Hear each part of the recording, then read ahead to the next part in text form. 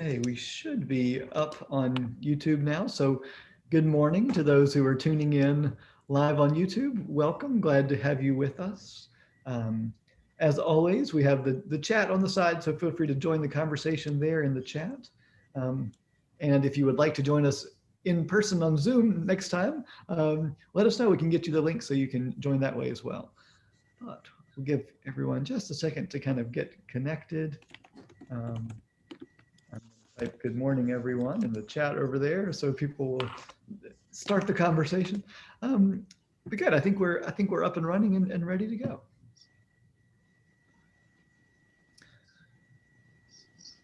Okay, so we for these last few weeks have been working our time through this season of Lent, and we've been doing these different practices. So rather than just studying in a sort of abstract sense, we're trying to do a little bit of action and try a variety of different actions. And so this week, if you have your list handy, whether printed or online, we started with day 23 on Monday.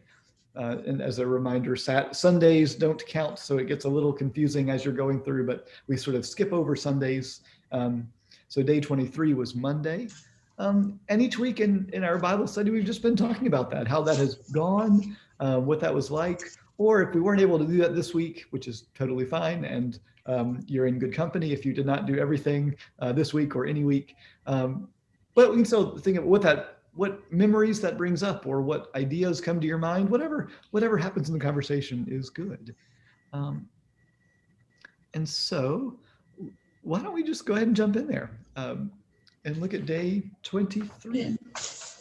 Day 23 says, tell someone you trust the truth you've been holding back. Tell someone you trust the truth you've been holding back. And that is pretty open-ended.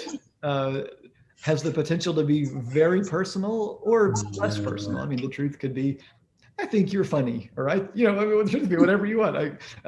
Or it could be something very significant. And so no need to go into more detail than you want about that, but does anybody have anything they'd like to share about that particular item this week?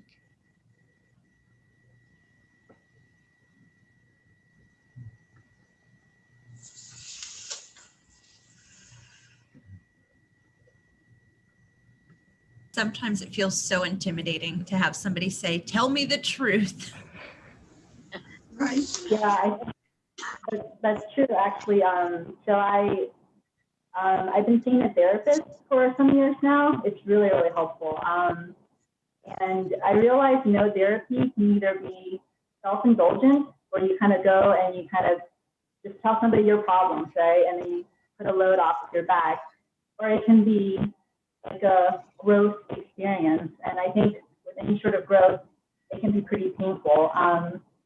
But the first step in that is to admit things about yourself that are, perhaps wrong things that you do, or things about yourself that you need to change. And so that's what I did. I just told him, and this is after like 2 or 3 years of talking to this one therapist. And so I was like, there's a problem I have, and it's a really serious problem. So let's try to solve it.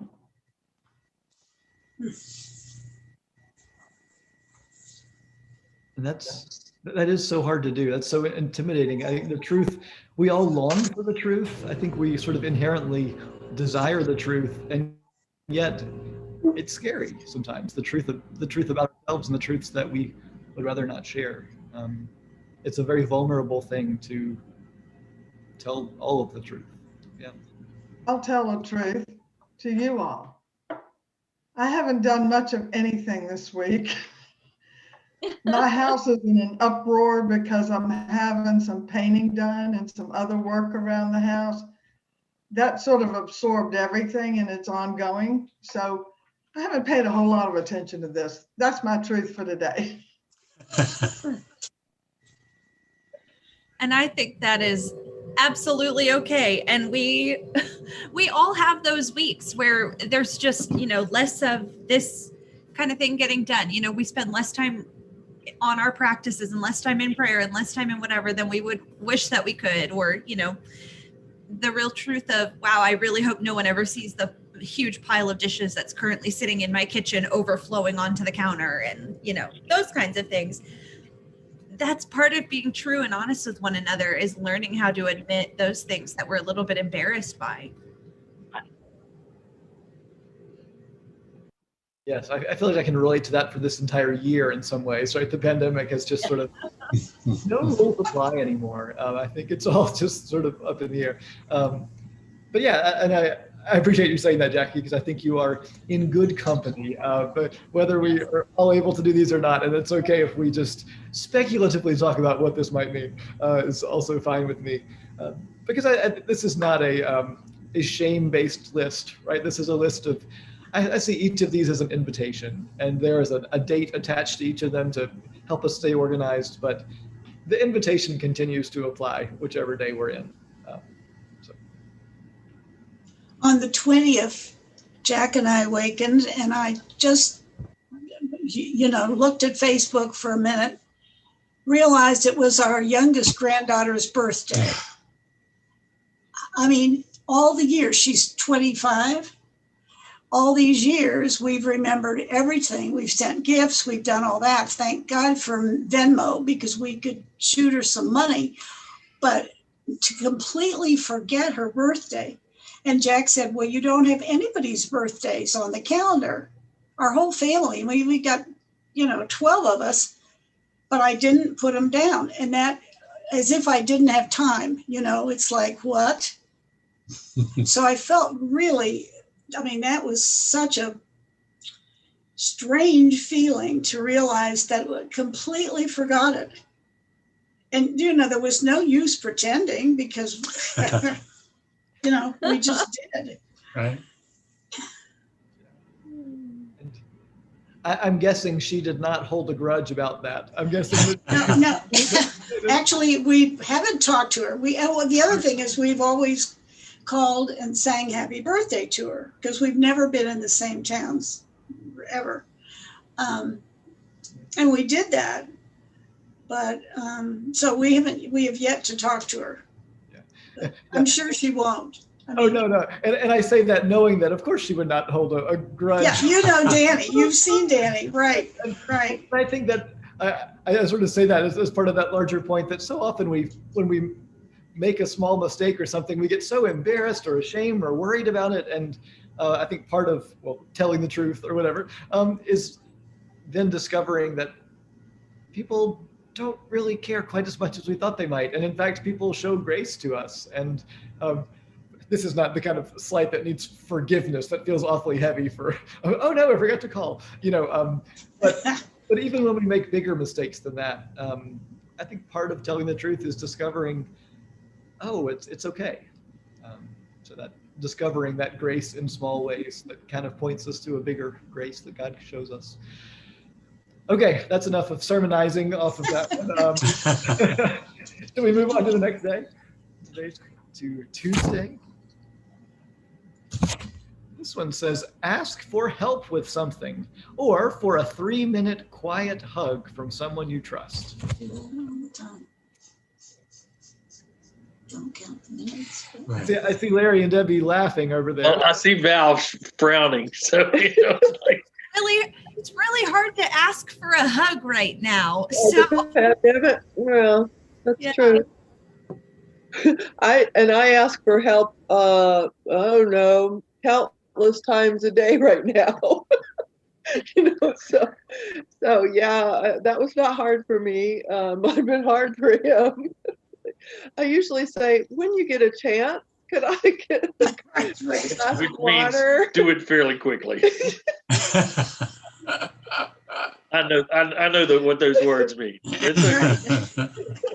I don't mean get up right now. I usually wait. Sometimes I wait till he gets up, and then I go, oh, can I have this, and this while you're up? Right. Then I have to remember all three things, It's a memory test. But we did do the hug thing. Yeah. Why is it hard for us to ask for help? Why is it so difficult? I don't know. I've caught her, trying to do things that she ought to not be trying to do, and it's like, just ask me and I'll do it. Well, I keep asking and I don't want to ask you too much. It's like, no, this is the time to ask. Well, I'll drop it something and then I'll go, I'm sorry, and he'll say, early on, he'd say, stop saying I'm sorry. I can't stop. Not your fault you got a broken leg. It's okay. It's kind of your fault, but it's not your fault. But it's funny, even with such a good excuse like a broken leg that you can't walk around, it's still hard to ask for help, I think. And I know I would much rather give help than receive help. I think many of us have that experience where we'd much rather be on the giving end, but to actually have to go and ask for help. Why is that so difficult for us? Because I, unlike every other human being in the world, am an island unto myself. I'm capable of doing all of the things that no one else is capable of doing alone, right? Like, It's the way all it's of the way that- it feels. all of that grace that I have for other people, all of the willingness I have to help other people, I don't need any of that. I just give that. Mhm. Yeah. Yeah. For some reason, the hymn, the servant song that we sing sometimes, those words are coming to my mind. I may mess it up, but something like, brother and sister, let me be your servant. Let me be as Christ to you. Pray that I may have the grace to let you be my servant too. And those words are always striking, I think, when we sing them. It's like, oh yes, it's. Yeah. I can easily sing that first half. Let me be your servant. Ah, yes, we're supposed to be servants. Let me have the grace to let you be my servant. Ooh, that's Yeah. a little tougher sometimes. That's a phrase that my parents have used on me quite a bit in the past, and especially because my situation with my parents, I was adopted by them late in life, and I had this very deep sense of caring for myself. And so even small moments, throughout my 20s where I was first in my career, or I was, flying home on the weekends from seminary to see them for a little while, and things like, dad dropping me off at the airport and handing me a $20 bill to get some food on my way back to school. And I'd be like, no. And his response would always be, would you let me show you some grace? Nice. Those are hard words to say no to. Yeah, I think I also had a hard time with that. I think I still do. But I remember like early in my relationship with Brian, I clearly needed help. So like if there was, heavy groceries or something, but I would try to do it myself, and then it took me a long time to be like, okay, I need some help. And then to actually go and ask him. And I think it's, maybe a mixture of pride, a mixture of like, well, I can do this. But, what I fail to see is that in a relationship, we're a partner. It's a partnership, right? And so we're a team. And so if I include him, it's actually, a loving thing rather than I'm by myself and I can do this. So that took me a long time to see. And I still have trouble with it, but I think hopefully I'm getting better.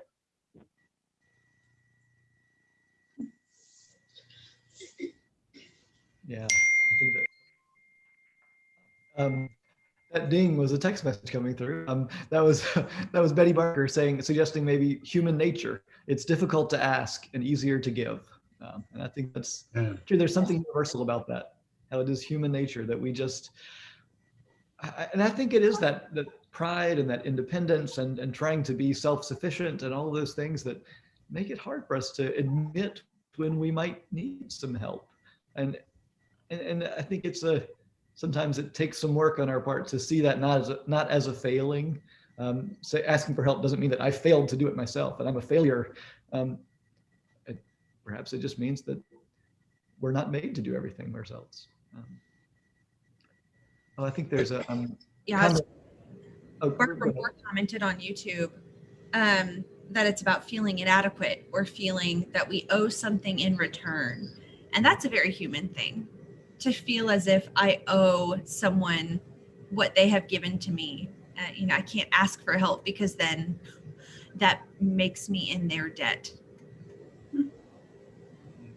that kind of scorekeeping where we keep track of, oh, how much of has this person helped me in this way, but I didn't help them, or they bought lunch last time, and oh my goodness, that just like I'm just going to carry that until the next time when it's my turn to pay for lunch. That sort of thing that we do. You're gonna say something? If we're reaching down to help, that's a problem. We were elevating ourselves, and out of our graciousness, we're helping somebody else. To receive that in reverse is to make ourselves vulnerable in some way. And there are some people to whom we may not want to be vulnerable. We'll help them, but we don't want them to help us. I think you hit the nail on the head, Jack, with the word vulnerable. We don't like to feel vulnerable. Right. One more comment from, oh, go ahead, Larry. Well, do you as ministers struggle sometimes with asking for us to minister to you, or when we minister to you to feel, is that give and take a little tricky sometimes? And I'll include Jack in that question. Mm-hmm. Yeah. It is tricky. Until one gets near death. And Jack was there. And I'm somebody that was raised by a mother who I always thought it was scripture. The Lord helps those who help themselves. So I was raised to do everything that was possible to do. And suddenly my husband is so ill. And I learned quickly that I had to have help. I mean, I had to ask. I had to ask the ministers, friends, my family. And that helped me a great deal to learn to accept. And it was hard for a while.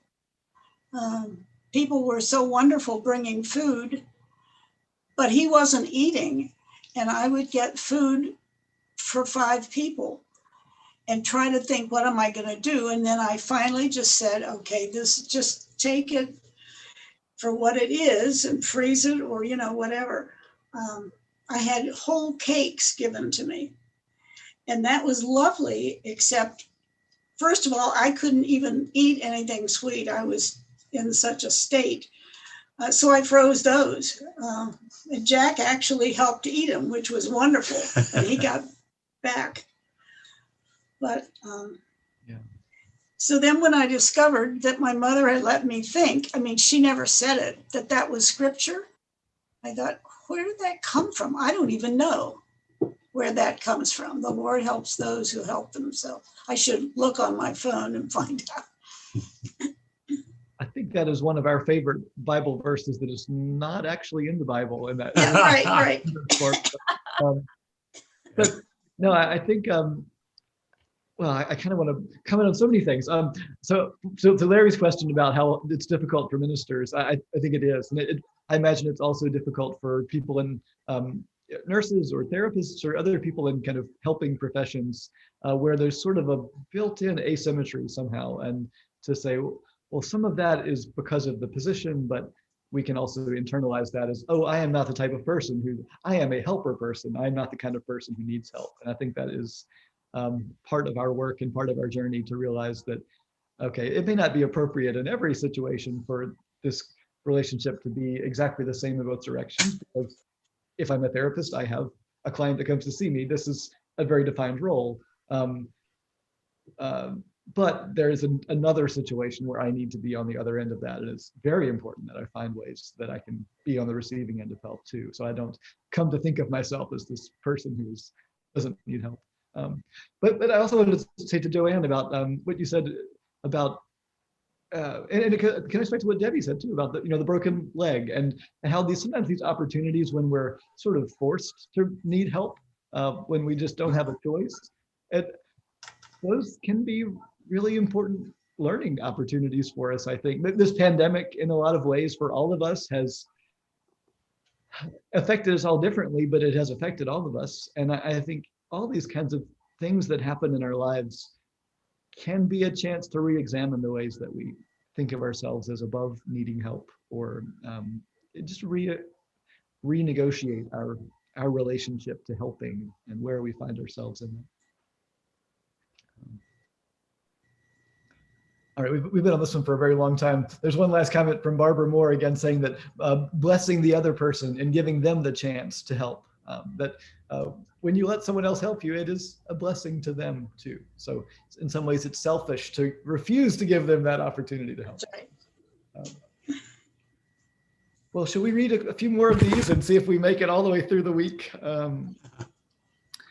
Day 25 was to read or listen to the Gospel of John and write down a verse that you like or want to remember in your journal. And then it has the word day for some reason. I think maybe that's a typo, or else I've just misunderstood that. Anything to say from there? Anybody want to highlight a particular verse from John or something of that experience if you were able to do that this week? This is my commandment, that you love one another as I have loved you. I've heard that often, but the word commandment just kind of stuck in my head this time. That I'm not asking you, I'm not suggesting it. Yeah. I'm telling you, love one another, and makes it a little more imperative.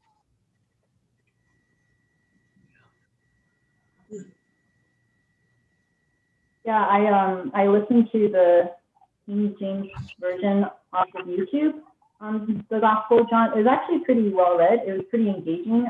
Took me a few days to listen to the whole thing. But my favorite verse was the law was given by Moses, but grace and truth came by Jesus Christ. And I appreciated that because I guess that's how I viewed, the role of Jesus Christ, is he came to show us how to live, because he was the perfect example of how to live one's life. So I appreciate that. Thanks. One of my favorite verses in the Message translation is in John 1, verse 14. Says, the word became flesh and blood and moved into the neighborhood. And I love that image of God moving into the neighborhood. And like, that's what it was when Jesus became flesh and just started hanging out with us. And I had this friend who is a pastor who, when he was like really young, used to talk about Jesus being like the proof that God loves people because God put on flesh. And he would talk about how like tacos are also proof that God loves people because carne asado tacos are like this, really delicious example. And like, he made it this really weird incarnational image of like tacos and Jesus are both proof that God loves us and wants us to be happy and to have community. And like, it was this great and funny thing. But this was always the version that he used when he did that bit or gave that sermon. It was one of his that he would use in a lot of contexts. And it's one that just makes me smile and feel joyful every time I hear it.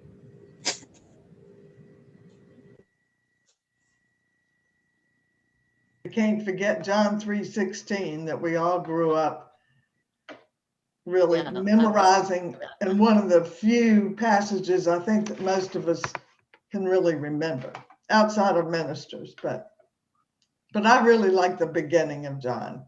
In the beginning was the word, and the song, the hymn, the anthem that we do to that. I can just get that rhythm.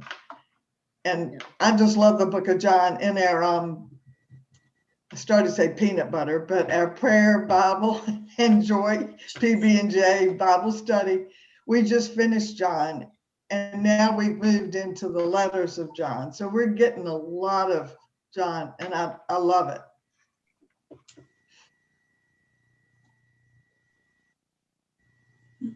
Yeah, I got the dates written on my sheet for each of these things, and we were so close. That was 3/17 was the date for this particular assignment came up. So it was nearly 3/16 for a verse of John, but 3/17 is also a nice verse. Let's keep going. Day 26 was go outside late in the day and don't take a single picture. Just look while the sun sets. Or stare out a window for at least 5 minutes and consider what you notice. That was a rainy day. We did it. I did it the next day.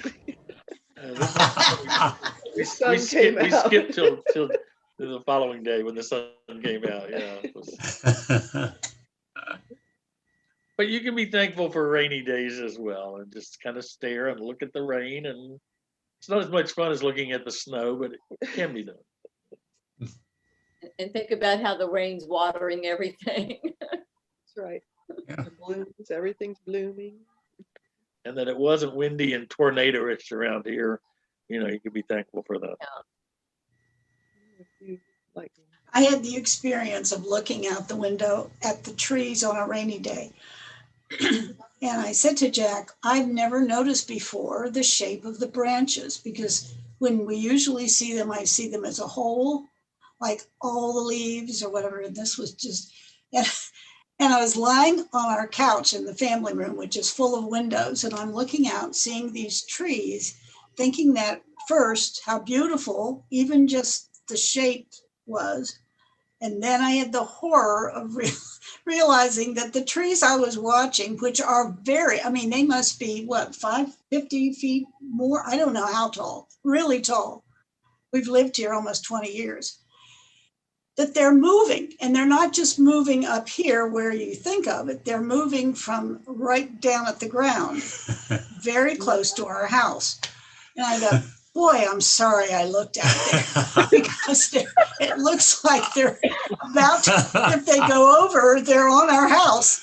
Oh dear. So, and then you mentioned the tornado. Yeah, we've had winds, awful winds. And we have a huge tree in the front yard, and I've often thought about that, but never these skinny little things, which could still do a lot of damage. But it was initially a beautiful experience.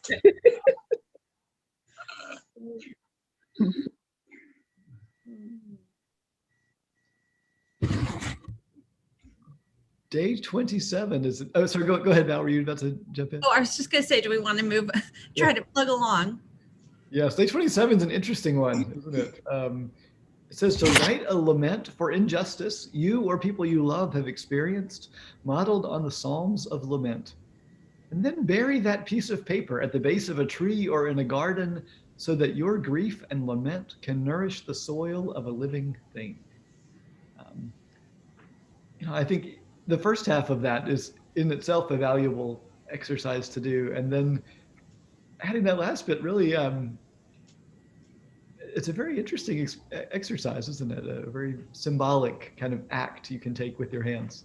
We shared the experience. Debbie wrote the lament, and I went outside and planted it. For obvious reasons. But yeah, especially with the Atlanta attack, this was particularly poignant, I think, this week. Right. East Asia. So true.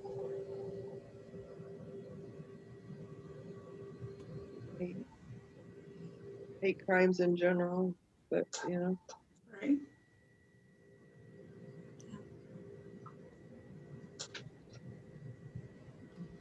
Interesting, this idea of being of what our grief and lament can nourish. I mean, in this case, a very physical nourishing of the soil. But I imagine this exercise is there also to make us think about the ways grief and lament can be nourishing in their own way, perhaps in our individual lives or our communal life, as it's not grief and lament are not just things we do individually, but as a people in worship and in settings like this as well. And so I wonder if there's something for us to think about there too.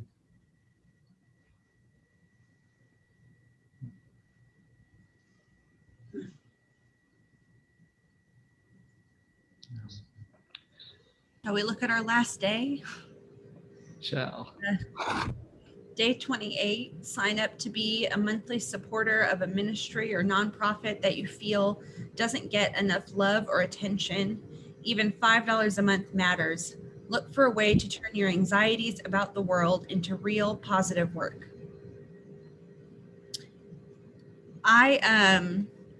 While I was in Knoxville with the friends that I was seeing last weekend, I purposely, a few of us who are like single and on our own phone plans, all combined our phones together into a group plan while we were there together. And it really only saves each person like $10 a month to do it.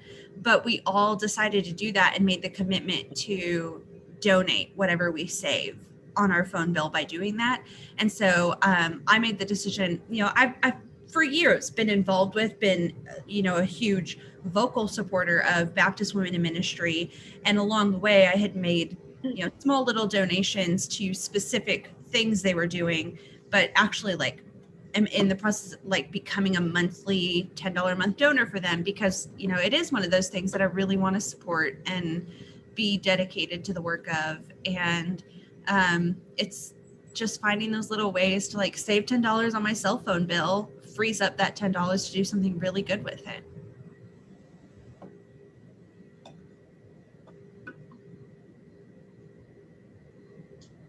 I kind of used it to think about. I mean, we have several ministries that we are monthly partners for, the Fellowship of Christian Athletes, Habitat for Humanity, obviously the church, and even a couple of others. And so I just used it as a day of being thankful for the blessings that I've received to be able to be supportive and just kind of know that those organizations are doing really great ministry. And so to be able to be supportive of them is a good thing to think about, that, because it's done automatically, through the automatic checking thing. So you don't really think about it a lot of times, what you're doing, until maybe you get a statement, from tax reasons or whatever. But it's more than that. That's not the reason to do it, and that's not why we do it. But it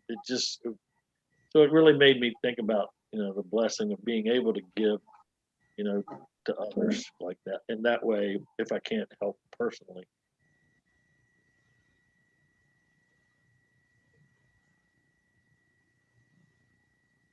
Yeah, it is a blessing, isn't it, to be part of something bigger than yourself. And even in some ways, even just doing a little bit is also good to remember that sometimes we're just doing a little bit of a really big thing, and that's okay too. Just to have a small piece, a small part to play is a really important thing.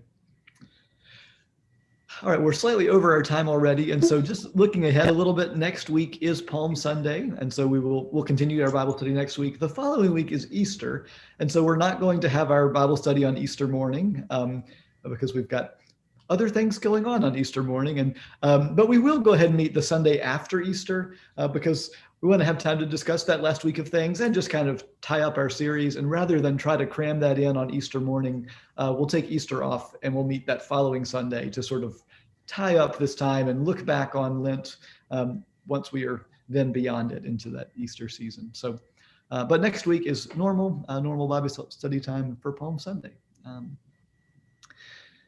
Each week we've been closing by reading Psalm 90. Let's see, I've got this here unless Val's already sharing it. We'll put that up here. And we've been reading in different translations just to kind of keep this in our ears, and we'll talk about it, a little more discussion of it as we wrap up our study. But let's hear this again today. And anyone that would like to read, it's about 17 verses, so maybe perhaps the same as last time, if someone would read 1 through 8, and then someone else jump in 9 through the end. Just jump in when you're ready. I can start. Lord, you have always been our refuge. Our ancestors made you their home long ago, before mountains were born, before you fashioned the earth and filled it with life. From ages past to distant futures, you are truly God. You turn people back to dust, saying, "Go back to the dust, children of Adam." For you, 1,000 years is like a day when it is over, a watch during the night. There is no difference to you. You release the waters of death to sweep mankind away in his slumber. In the morning, we are blades of grass, growing rapidly under the sun, but withering quickly. Yet in the evening, we fade and die, soon to be cut down. For your anger has consumed us. Your wrath has shaken us to the core and left us deeply troubled. You have written our offenses before you. The light of your presence shines brightly on our secret sins, and we can't run or hide.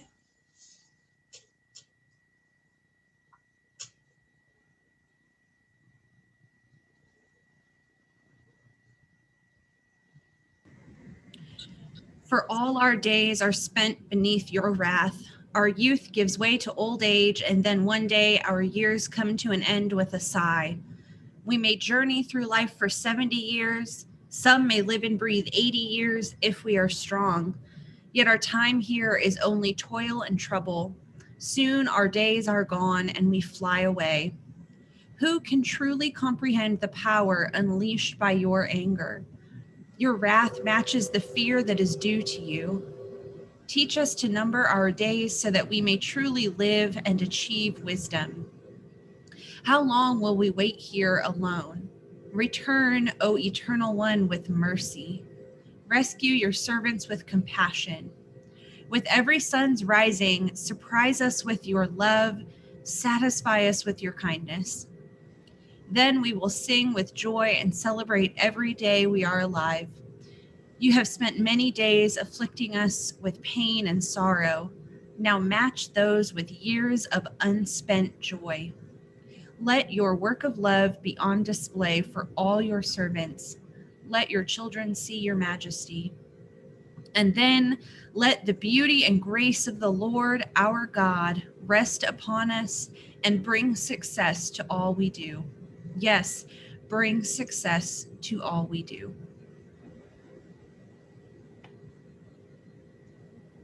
Thank you. That was the Voice translation, and sort of a fresh take on it. Lovely. Thank you all for being here. And thanks for bearing with us a little over time. We had a lot to say today. So usually we say join us again in half an hour for worship. Today we'll say join us again in about 23 minutes for worship. So it'll be good to see you all in some form then, and then to see your faces again on Zoom next week as we continue this study. So thank you all for being here, and thanks to those on YouTube. Thanks for watching and being part of this today as well. Thanks. Bye.